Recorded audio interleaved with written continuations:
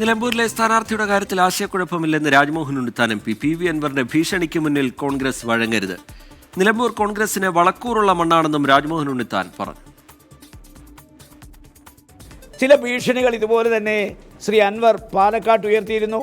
അതുപോലെ തന്നെ അവിടുത്തെ രമ്യ ഹരിദാസ് മത്സരിച്ച മണ്ഡലത്തിലും ആലത്തൂരും ഉയർത്തിയിരുന്നു. പക്ഷേ അദ്ദേഹത്തിൻ്റെ ഭീഷണിക്ക് വശംവദാകാതാണ് ഈ രണ്ട് സ്ഥലത്തും കോൺഗ്രസ് നേതൃത്വം തീരുമാനമെടുത്ത് മുന്നോട്ട് പോയത്. അതുകൊണ്ട് ഇന്ന് UDFന് ജയിക്കാൻ അനുകൂലമായൊരു സാഹചര്യമുണ്ട്. അതുകൊണ്ട് ആരുടെയെങ്കിലും സമ്മർദ്ദ രാഷ്ട്രീയ തന്ത്രങ്ങൾക്കോ ഭീഷണിക്കോ വഴങ്ങാതെ അടിയന്തരമായി കോൺഗ്രസ് നേതൃത്വം സ്ഥാനാർത്ഥി ആരാണെന്ന് തീരുമാനിച്ച് ഹൈക്കമാൻഡിനെ അതറിയിച്ച് ആ സ്ഥാനാർത്ഥിക്ക് അംഗീകാരം മേടിച്ച് ഒറ്റക്കെട്ടായി ഒരേ മനസ്സും ശരീരവുമായി മുന്നോട്ട് പോയാൽ ഇടതുപക്ഷ ജനാധിപത്യത്തിനെ പരാജയപ്പെടുത്താൻ കഴിയും. ആരുടെയും സമ്മർദ്ദ രാഷ്ട്രീയ തന്ത്രങ്ങൾക്ക് വശംവദമാവുകയോ വഴങ്ങുകയോ ചെയ്യരുതെന്ന് അതിശക്തമായി ഞങ്ങൾ ആവശ്യപ്പെടുകയാണ്.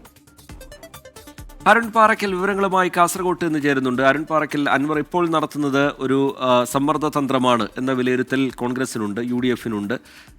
ഈ രാജ്മോഹൻ ഉണ്ണിത്താൻ ഇപ്പോൾ പറഞ്ഞത് രാജ്മോഹൻ ഉണ്ണിത്താൻ്റെ മാത്രമല്ല, കോൺഗ്രസിലെ വലിയൊരു വിഭാഗം നേതാക്കളുടെ അഭിപ്രായം കൂടിയാണ്.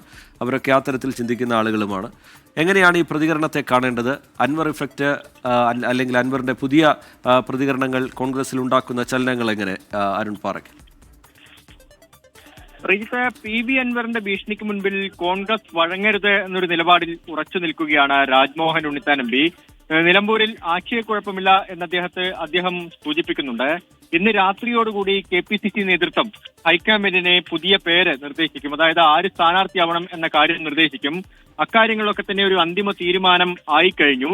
ഇനിയിപ്പോൾ ആരുടെയും സമ്മർദ്ദങ്ങൾക്കും ഭീഷണിക്കും വഴങ്ങേണ്ടതില്ല. മുൻപ് പാലക്കാടും ചേലക്കരയിലുമൊക്കെ അത്തരത്തിലുള്ള സമ്മർദ്ദ തന്ത്രങ്ങൾ, രാഷ്ട്രീയ തന്ത്രങ്ങളൊക്കെ അൻവർ ഉയർത്തി കാണിച്ചിരുന്നു.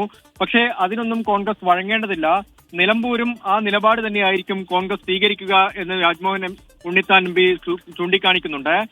കോൺഗ്രസ് നേതൃത്വം അൻവറിന്റെ സമ്മർദ്ദത്തിന് വഴങ്ങേണ്ടതില്ല എന്നൊരു നിലപാടിലാണ് അദ്ദേഹമുള്ളത്. എന്തായാലും നിലമ്പൂരിൽ കോൺഗ്രസ് ജയിച്ചിരിക്കുമെന്ന വിശ്വാസമാണ് അദ്ദേഹം പ്രകടിപ്പിക്കുന്നത്. റീജിത്ത്, ശരി, അരുൺ പാറയ്ക്കൽ വിവരങ്ങൾ നൽകുക.